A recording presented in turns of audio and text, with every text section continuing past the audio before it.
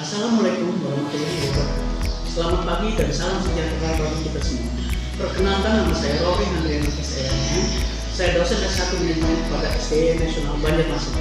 Pada saat ini, perkenalkan saya membahas terkait salah satu mata kuliah yang saya ambil, yaitu pengantar ekonomi mikro. Pada perkuliahan pengantar ekonomi mikro ini menggunakan metode delivery, interaction, and assessment atau yang kita kenal dengan DIA. Dalam penerapannya, metode ini berfokus pada student-centered learning, blended learning, studi kelompok, dan studi kasus. Tujuan pembuatan video ini untuk memenuhi salah satu syarat aspek sertifikasi dosen tahun 2026, yaitu persyaratan diri dosen dalam menunjuk kerja Tridharma Perguruan Tinggi atau PDD UK TBT, khususnya di aspek pengajaran. Mata kuliah pengantar ekonomi mikro ini merupakan mata kuliah wajib pada program studi manajemen SDN Nasional Banjarmasin dengan bobot 2 SKS selama 1 semester. Bahasa pengantar yang digunakan dalam pembelajaran ini adalah bahasa Indonesia, di mana mata kuliah pengantar ekonomi mikro ini bertujuan untuk membekali mahasiswa agar mampu mengidentifikasi perilaku ekonomi secara individual, menjelaskan proses terjadinya keseimbangan pasar, menerapkan perilaku ekonomi dalam kehidupan sehari-hari, baik sebagai konsumen maupun sebagai produsen. Pada mata kuliah pokma ini membahas tentang 1. Dasar ilmu ekonomi, 2. Pelaku ekonomi, 3. Ilmu ekonomi dan alat-alat analisisnya, 4. Pokok ekonomi dan sistem perekonomian, 5. Pola kegiatan perekonomian, 6. Teori pasar, 7. Prinsip dan kaidah mekanisme permintaan, 8. Prinsip dan kaidah mekanisme penawaran dan harga, 9. Konsep keseimbangan, 10. Konsep elastisitas permintaan dan penawaran, 11. Konsep dan prinsip perilaku konsumen, 12. Konsep dan prinsip perilaku produsen, 13. Konsep biaya produksi, 14. Konsep pasar persaingan sempurna. CPR yang dibebankan pada mata kuliah ini: pertama, memahami definisi ilmu ekonomi beserta alat-alat analisisnya. Kedua, mampu memecahkan permasalahan pokok ekonomi dan sistem perekonomian. Ketiga, dapat menjelaskan prinsip dan kaidah mekanisme permintaan dan penawaran. Keempat, dapat menganalisa dan menyimpulkan kondisi pasar mikro. CPMK yang dibebankan pada mata kuliah ini: pertama, mampu memahami dan menjelaskan konsep dan kegiatan perekonomian dalam skala kecil. Kedua, mampu memahami dan menjelaskan konsep pasar dan harga. Ketiga, mampu memahami dan menjelaskan konsep permintaan dan penawaran. Keempat, mampu memahami dan menjelaskan konsep produksi dan perilaku konsumen. Referensi yang digunakan pada mata kuliah ini beragam, tetapi referensi utama dalam mata kuliah ini mengacu pada buku ajar yang telah dirancang dan disusun sesuai dengan LPS selama 1 semester. Di samping itu, masih ada daftar beberapa sumber pustaka pendukung lainnya yang dijadikan referensi pada mata kuliah ini. Sistem pembelajaran mata kuliah pengantar ekonomi mikro ini dilaksanakan secara sinkronus dan asinkronus dengan menggunakan metode pembelajaran aktif yang mengutamakan peran dan keaktifan mahasiswa dalam proses pembelajarannya. Bentuk perkuliahan sinkronus dilakukan secara tatap muka di ruang kelas maupun menggunakan Zoom sebagai tools web conference. Sedangkan untuk perkuliahan asinkronus dilakukan menggunakan WhatsApp Group, Google Classroom, dan lain sebagainya untuk memfasilitasi mahasiswa untuk berdiskusi perihal mata kuliah ini dan penugasan baik secara individu maupun secara kelompok. Pembelajaran mata kuliah pengantar ekonomi mikro ini dilaksanakan selama 16 pekan dengan 7 pekan pemaparan materi. Kemudian UTS dilaksanakan pada minggu ke-8, minggu ke-9 sampai ke-15 kembali pemaparan materi, dan selanjutnya UAS akan dilaksanakan pada minggu ke-16. Evaluasi pembelajaran mata kuliah ini didapatkan dari 3 komponen, yaitu penugasan sebanyak 7 kali, baik individu maupun kelompok, UTS yang dilakukan dan memberikan soal esai kepada mahasiswa, serta UAS yang juga berupa soal esai kepada mahasiswa untuk mengukur kemampuan mahasiswa setelah mendapatkan materi di mata kuliah pengantar ekonomi mikro. Bobot penilaian dari masing-masing komponen evaluasi mata kuliah pengantar ekonomi mikro ini yaitu kehadiran 10%, tugas 30%, UTS 20%, serta UAS 40% dengan total bobot evaluasi penilaian mata kuliah sebanyak 100%. Demikian informasi yang dapat saya sampaikan terkait mata kuliah pengantar ekonomi mikro ini untuk mahasiswa program studi S1 Manajemen SDN Nasional Banjarmasin. Berikutnya merupakan cuplikan dari proses pembelajaran yang saya laksanakan secara sinkronus tatap muka di ruang kelas. Selamat menyaksikan. Selamat siang teman-teman. Ya, selamat siang. Terima kasih. Gimana kabarnya hari ini? Baik. luar biasa ya. Saya harap, saya lihat Anda ceria sekali hari ini ya. Nanti selama 1,5 jam depan kita belajar, kita akan mencoba mengikuti dengan baik apa yang telah saya sampaikan. Seperti yang kita sudah ditetapkan oleh perguruan tinggi, sebelum belajar kita akan terlebih dulu berdoa menurut jalan kita masing-masing. Saya pimpin mulai sekarang.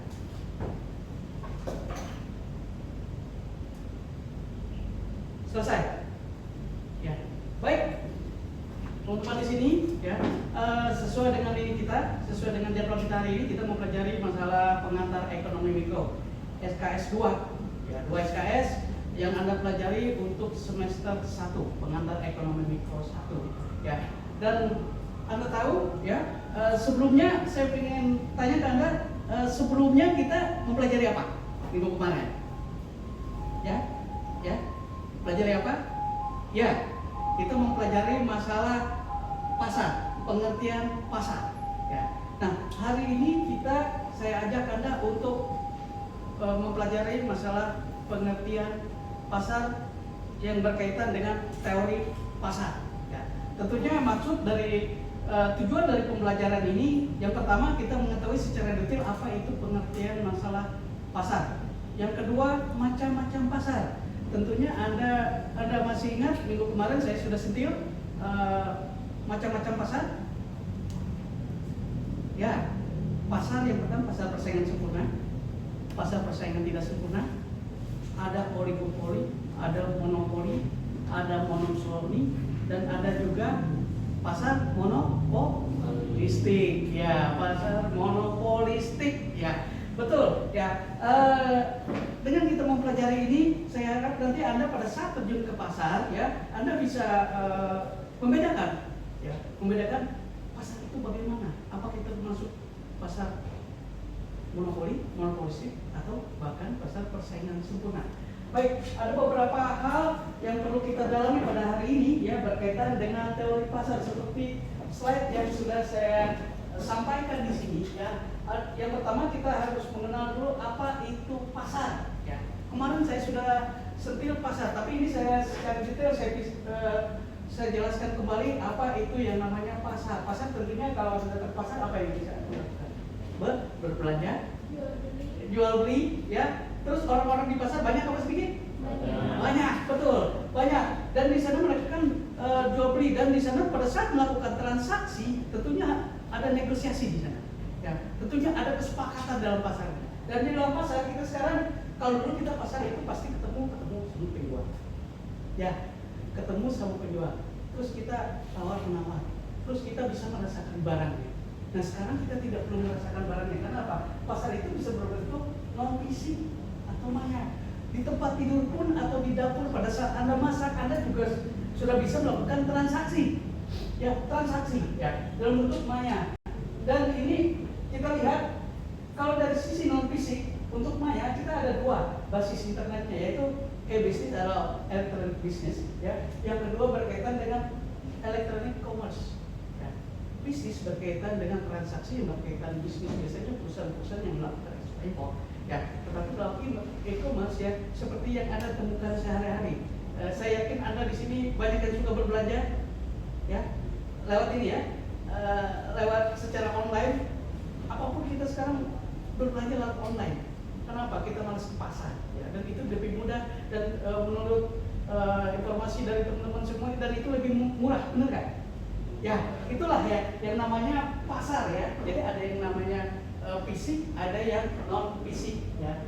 Kita lihat lagi ciri-cirinya apa? Tentunya Anda sudah bilang tadi apa? Yang pertama, pembeli dan penjualnya banyak. Ya. Terus yang ketiga, jumlah penduduk yang diberikan juga banyak. Terus perusahaan atau usaha atau pedagang itu adalah bebas keluar masuk, jadi nggak dilarang di sana. Karena pasar-pasar itu biasanya pasar-pasar yang skalanya mikro, ya. Ya. Selanjutnya, pengetahuan pembeli penjual relatif sempurna, ya. Mobilitasnya juga besar, cepat, ya. Pengetahuannya kenapa? Ya, coba Anda datang ke pasar. Anda setelah mikro membeli minyak goreng, ya. Minyak goreng kadang-kadang hari ini beda sama harga yang kemarin, benar nggak? Ya, padahal kok bisa dari pedagang yang satu sampai ke pedagang yang di ujung pasar sana bisa sama harganya. Tentunya karena informasi kan, informasi. Saya juga nggak ngerti, saya pernah beli minyak goreng di satu toko di pasar, ya hari ini harganya sekian, besok saya tanya lagi ke situ, loh kok naik? Ya, saya coba-coba ke tetangga sebelah, naik sampai ke ujung pasar. Anda tahu kalau di pasar baru di kota kita itu, di pasar baru itu luas sekali ya. Anda dari ujung ke ujung itu capek sekali jalan pasar baru itu ya. Saya jalan sampai jauh sampai ujung itu sama. Kenapa? Informasinya cepat sekali teman. Ya, karena itu adalah sempurna. Kita lihat setelah ciri-cirinya dalam prakteknya, persaingan tidak pernah ada sesuai dengan ciri, tetapi penjual produk yang sama cenderung membentuk pasar yang benar dengan harga secara konvensi atau kesepakatan pasar. Ya, Anda pernah masuk nggak ke pasar, habis itu keluar lagi? Ya, pernah ya? Ya kenapa? Anda tidak mencapai kesepakatan harga di pasar tersebut. Ya, di pasar di Banjarmasin, di kota kita, ada pasar mungkin ya, pasar di daerah Jalan Pelipan, image orang itu mahal. Jadi orang cenderung sedikit situ, padahal pedagangnya banyak, komoditi atau barang yang dijual itu juga lengkap di sana. Tapi orang tidak mau di sana. Kenapa? Bukannya tidak mau, jarang. Kenapa? Orang menganggap itu pasarnya mahal. Ya, dan tidak terjadi kesepakatan harga di sana. Ya, tentunya mereka lari ke pasar baru yang dianggap lebih murah gitu ya. Ya, itulah ya. Tentunya di sini kita harus lihat pasar praktek dalam persaingan sempurna. Ya, nah di sini sempurna kita lari ke monopoli. Di otak Anda ya, monopoli itu sesuatu yang negatif, benar nggak? Iya.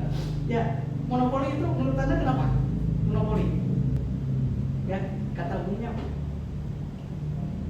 Sekendak hati. Ya, menentukan harga sekedar hati gitu ya, di otak kita ya secara harfiah gitu ya. Tetapi dalam di sini monopoli di sini monopolinya penguasaan tunggal sebagai penguasaan sendiri, terbanyak perusahaan, terbanyak paksa pasar atau market share-nya banyak. Jadi dia menguasai pasar. Monopoli itu mungkin biasanya terjadi karena apa? Karena biasanya dia sudah lama di pasar tersebut dan dia sendiri di sini di pasar tersebut. Kita lihat, dia adalah price maker, dia yang menentukan harga di sana. Kan? Dia menentukan harga. Nah, penguasaan tunggal contohnya yang masuk monopoli, tapi ini bukan monopoli positif negatif ya, ini monopoli positif. Contohnya PLN. PLN menurut Anda monopoli nggak? Monopoli ya, karena dia sendiri mau nggak mau kita pada saat kita pindah ke rumah yang baru, kita memakai PLN ya gitu ya. Terus apa lagi? PDAM. Ya, ayo siapa yang mau masuk rumah baru tanpa ada air? Kita nggak mungkin minta air sama tetangga. Berarti kita ini monopoli kita masuk. Kalau yang untuk satu lagi untuk Bajak misalnya, ya sumber daya alam Bajak. Krakatau Steel itu perusahaan, salah satu perusahaan milik pemerintah BUMN, ya. Dan itu khusus untuk memproduksi baja. Ya, walaupun ada produksi baja lain, tapi mereka tetap mengambil daripada Krakatau Steel. Kita lihat lagi, ya apa yang dilakukan dengan monopoli? Penguasaan biasanya berasal dari kelompok usaha, ya, perusahaan-perusahaan besar, biasanya perusahaan-perusahaan korporasi atau MIT, ya. Terus penguasaan pasar karena menguasai penjualan produk yang sama dibandingkan perusahaan lain. Jadi dia memonopoli pasarnya dia. Tentunya dari sini harganya juga harus dikendalikan. Ya. Mereka yang harus mengendalikan. Ya. Produk monopoli umumnya tidak memerlukan promosi iklan atau semacamnya. Masuk akal nggak? Masuk akal ya? Ya. PLN perlu promosi nggak? Nggak perlu ya.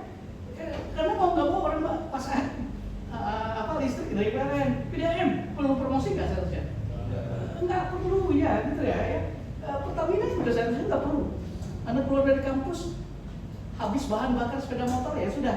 Anda mau nggak mau harus berangkat ke Pertamina, pom bensin terdekat. Itulah yang namanya monopoli. Ya, jadi dia tidak perlu melakukan langkah promosi atau apapun karena orang datang sendiri ke dia, karena dia menguasai pangsa pasar, market share-nya dia menguasai gitu.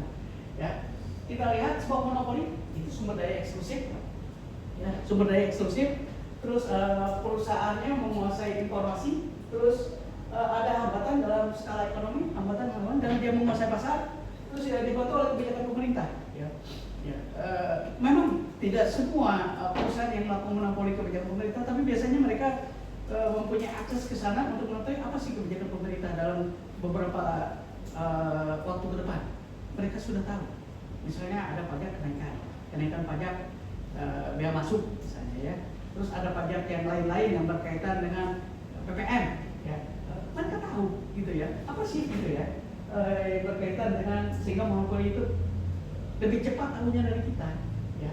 Kita lihat sekarang selain monopoli ada prakteknya kayak apa ya, prakteknya tuh saya lihat masih ingat perusahaan yang 70% menguasai pasar mie instan Indofood, betul Indofood ya, karena di brand Indofood itu di otak kalian kan sudah tertanam gitu ya. Saya bukan ini kan produk yang lain. Anda menuju apa? Misalnya mie Sakura atau mie sedap, Anda belinya apa? Mie sedap, tapi Anda beli harga Indomie-nya berapa? Pasti dia tanya gitu ya, harga Indomie berapa? Padahal yang ditunjuk apa tadi? Mie sedap. Iya, karena brandnya melekat. Dan Indofood itu bukan cuma sekarang, bukan cuma menguasai pasar, bukan cuma bukan cuma mie instan. Indofood itu kan banyak kecap ada juga, bumbu masak, kemarin kalau nggak salah saya melihat ada minuman juga, ya diproduksi oleh Indofood. Indofood itu luar biasa ya, sehingga mereka kalau di pasar kemana-mana kita datang ke warung, tanpa kita sadari kita membeli dari 10 item yang kita beli biasanya 7-8 item itu produksinya Indofood. Ya termasuk mie instan tadi ya, termasuk mie instan tadi. Ini adalah praktek monopsoni. Ya, saya bilang tadi monopsoni. Ini banyak penjual dengan pembeli tunggal. Barang yang diperjualkan bersifat khusus. Ayo, ingatin, ya. Produsen bisa mengatasnamakan negara. No. Sudah masuk, tuntutan hanya dalam satu negara. Siapakah dia? Ada yang masih ingat atau ada yang tahu? Ya. Itu perusahaan yang memproduksi apa? Senjata ya. Kalau Indonesia itu pindah gitu ya. Jadi dia antar negara, dia memproduksi. Jadi tidak semua orang bisa membeli barang tersebut. Bisa membeli itu, dan itu bukan komoditi biasa. Itu harus ada sesuatu izin perizinan khusus yang membuat kita bisa menyetujui kita membeli barang tersebut ya. Kalau di Indonesia sama sekali nggak boleh senjata-senjata seperti itu ya. Mungkin ada di beberapa negara lain yang bisa melegalkan untuk memiliki senjata sendiri dengan peraturan ketat, tapi di Indonesia sama sekali tidak ada. Monopoli. Ya, kita lihat oligopoli ya, oligopoli ini persaingan pasar yang hanya terdiri ada beberapa perusahaan atau usaha yang menarik konsumen dengan jenis barang tertentu. Ya, tentunya kalau kita lihat oligopoli itu harus ada kesepakatan, ya, penetapan harga atau bisa juga tanpa penetapan harga, ya, oligopoli. Ya, jadi barang yang ada masuk ke dalam suatu pasar tersebut, ya, dalam ke suatu pasar tersebut, terkadang kita harus sebelum masuk ke pasar itu barang-barang aja kita harus, iya, kita cari dulu dan kita harus tahu dulu harganya. Makanya nggak salah ya kalau mama itu kalau mau ke pasar berangkat bikin catatan dulu, benar nggak? Ya, bikin catatan dulu. Ya ini harganya gitu ya, barangnya ini ya. Tentunya dia harus menyepakati antara harga barang tersebut. Ada tentunya barang di sini nggak barang-barang tertentu juga ya, karena dia sifatnya oligopoli, tidak sempurna. Kalau sempurna itu barangnya banyak. Oligopoli ada barang-barang tertentu. Ya, tentunya ada juga tanpa kesepakatan. Tanpa kesempatan harganya sudah fix gitu disiapkan oleh si penjual, si produsen. Ya. Ini oligopoli. Nah, kita lihat ya apa yang menjadi asumsi dari pasar oligopoli. Ya, di pasar sedikit penjual. Ya, karena saya bilang tidak semua barang ada di sana. Tindakan seorang penjual berpengaruh terhadap penjual yang lain karena kemudahan informasi yang ada di situ. Ya, perusahaan di situ. Produknya juga distandarkan, terus ada informasi yang sempurna seperti pasar yang sempurna, terus ada beberapa barriers di sana atau penghalang yang masuk di pasar. Kenapa? Ya, di sana pasarnya yang pertama pasarnya itu terbatas, Yang kedua, ada orang-orang tertentu yang naruh barangnya itu menjadi komoditas utama dalam pasar. Ya. Jadi contohnya apa? Barang yang bisa dibatasi. Gas. Gas boleh, tapi gas biasanya di pinggir jalan ya. Produk rokok, rokok itu sekarang ada yang mahal, ada yang murah, ya. Tapi tidak semua orang menjual rokok, makanya kadang-kadang rokok itu di pasar oligopoli kalau kita normal itu mungkin dia taruhnya di situ ada satu orang saja, jadi dibatasin yang lain, ya dibatasin yang lain. Ya. Rokok itu kalau Anda beli 1 juta aja paling dapat 1 kres. Gitu. Ya, makanya kalau rokok itu biasanya yang mengonsumsi rokok itu orang-orang kaya biasanya. Jadi kalau belum merasa kaya jangan mengonsumsi rokok gitu ya. Ya. Jadi ya konsumsi makanan-makanan yang sehat saja, jangan konsumsi rokok gitu ya. Karena itu tidak baik ya. Terus tidak ada biaya dan manfaat eksternal di sana ya. Nah, ini pasar oligopoli ya, praktek oligopoli di sana ya. Dari hal ini melakukan kolusi perusahaan ini dan untuk menguasai pasar, mempersempit peluang masuknya pemain baru. Kasus kita lihat kasus Mocin. Ya, emang Mocin itu sekarang tidak terlalu wah gitu ya. Tapi sekitar 10 tahun yang lalu atau 15 tahun yang lalu Mocin itu mendominasi di pasar Indonesia.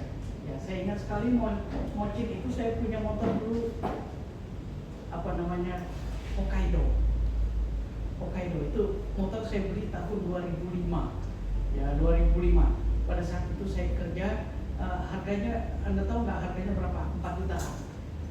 4 jutaan. Tetapi kenapa orang banyak membeli motor Cina dan merek Hokkaido pada saat itu? Itu persis seperti motor yang menguasai pasar sepeda motor. Contohnya Yamaha, Honda, Suzuki. Ya.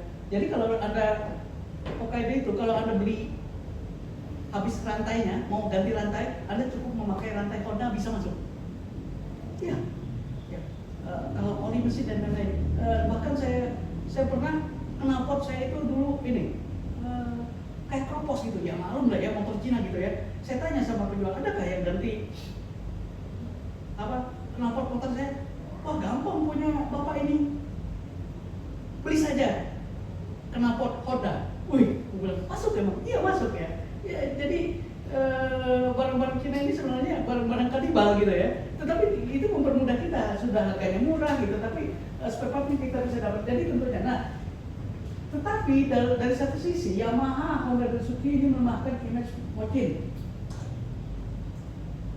Modelnya sama, desainnya sama. Ya, iklan ketahanan mesinnya oke kalau dari yang Yamaha, Honda. Kalau mereka Mocin itu jarang menyampaikan ketahanan mesin.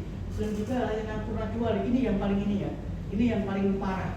Kalau bukan saya ini. Kalau masih keluar Jepang, Yamaha, Honda, Suzuki itu pada saat kita jual itu harganya masih cukup tinggi, benar nggak? Kalau Mocin itu Anda beli 10 juta, Anda 2 tahun kemudian Anda jual itu bisa harganya 2 juta. Dan 10 juta ya? Iya murah sekali. Kalau Honda harga 10 juta mungkin masih 7-8 juta ya? Ya, nah itu layanan pengajuannya ini yang sangat kita perhatikan dalam sisi oligopoli. Makanya pangsa pasar yang besar, ya, hambatan-hambatan yang diberikan oleh mereka ini membuat Mocin atau motor Cina tadi susah berkembang Indonesia. Sampai akhirnya sekarang Anda lihat nggak di pasar kita, di jalanan kita, nggak ada lagi ya, nggak ada lagi. Ya saya nggak pernah melihat motor-motor Cina, tapi saya kemarin motor Piar ada. Tapi Piar itu kalau nggak salah India ya, ya Piar yang motor roda 3. Ya, terus dulu kalau Pier itu ada, yang roda 2 ada masih, tapi sampai sekarang saya sudah membuat. Kenapa? Itu terbesar oleh produk-produk ini yang dominan. Ya. Kita lihat selanjutnya, ya, selain oligopoli, kita lihat pasar monopolistik. Ya, ini pasar monopolistik adalah suatu pasar di mana terdapat banyak produsen yang menghasilkan barang yang berbeda corak. Ya, kenapa? Ya, coraknya ini masing-masing produsen di dalam pasar itu banyak sekali. Biasanya kalau Anda temu pasar biasa sempurna, biasanya di situ bumbu masak, di situ ada bumbu masak juga kan, ya di situ ada jual sarden, di situ ada jual sarden juga di berapa puluh kios lagi yang di sana ada. Jadi masing-masing pasar itu banyak sekali. Tapi dalam di sini dia itu berbeda corak sama sekali. Ya, sehingga pasar monopolistik ini dasarnya pasar berada di antara dua jenis pasar, yaitu sempurna dan monopoli. Ya, sempurna, ya dia banyak, dia luas, di situ orang banyak bertransaksi, terdapat kesepakatan harga, tetapi dari sisi barang yang ada, itu menghasilkan corak-corak yang cukup banyak. Ya, inilah yang membuat pasar monopolistik itu kata orang itu ya pasar yang gak jelas gitu ya. Ya, tapi saya kalau mau tidak mau kita harus menyukai pasar monopolistik. Ya, harus menyukai monopolistik karena pasar monopolistik ini sebenarnya tidak merugikan kita ya. Tergantung kita bagaimana kita melakukan negosiasi di dalam suatu pasar tersebut ya. Selama yang melakukan monopoli itu misalnya minyak goreng dia monopoli harganya tidak terlalu mencekik, ya Anda masih bisa membeli atau mengkonsumsi barang tersebut ya. Itulah yang dari sisi monopolistik. Jadi dia ada beberapa yang kita berkaitan dengan monopolistik. Ini ada ciri-cirinya. Tuh banyak. Makanya banyak penjual itu sama seperti ini tadi ya. Persaingan sempurna ya, sama, ya. Terus berbeda cara, banyak, sama, persis ya. Perusahaan mempunyai sedikit, perusahaan mempengaruhi harga, ya. Karena barangnya itu sudah sesuai, ya. Juga ada keluar masuk ke dalam relatif mudah, ya. Inilah ya pasar yang selalu kita temui di pasar, walaupun ada beberapa kondisi pasar tadi itu tidak masuk gitu ya. Tapi yang kita fokuskan di sini adalah pasar persaingan sempurna. Baik itu monopolistik ya, demikian juga kita mengetahui apa itu tadi namanya monopoli dan monopsoni. Baik ya, materi kita sudah hampir selesai. Ada pertanyaan? Cukup jelas? Jelas ya? Oke, nanti kalau ada pertanyaan, masih ada yang belum jelas, mungkin Anda belum terpikir pada saat ini, Anda boleh kirimkan di WhatsApp grup kita. Dan ini hari ini juga saya kasih tugas ke Anda. Tugas kita nanti membuat makalah berkaitan dengan teori pasar, yaitu yang pertama pasar persaingan sempurna dan tidak sempurna. Yang kedua kaitannya dengan monopoli.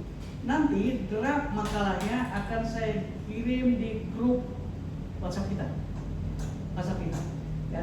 Dan itu nanti akan dikumpulkan dan akan kita bahas pada pertemuan kita selanjutnya atau minggu depan. Ya. Baik, paham semua teman-teman? Oke, ya.